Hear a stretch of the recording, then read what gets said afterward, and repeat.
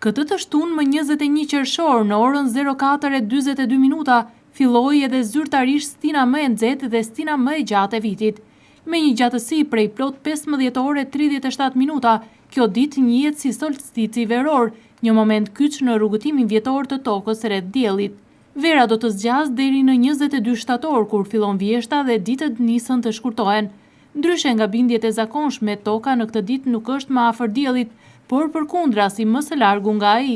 Megjithatë, për hemisferën veriore, ku bën pjesë Shqipëria dhe Kosova, kjo është dita kur boshti i tokës është më i anuar drejt diellit, duke sjellë më shumë dritë dhe ngrohtësi.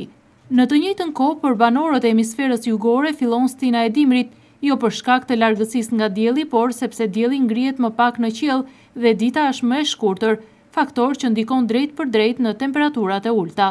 Këto ndryshime janë pjesë e një cikli të pandalshëm që përcaktohet nga orbita vjetore e tokës rreth diellit, e cila sjell 4 pika kryesore: ekuinoksin e pranverës në 21 mars, solsticin e verës në 21 qershor, ekuinoksin e vjeshtës në 22 shtator dhe solsticin e dimrit në 22 dhjetor, të gjitha me një ndikim të ndryshëm sipas hemisferës.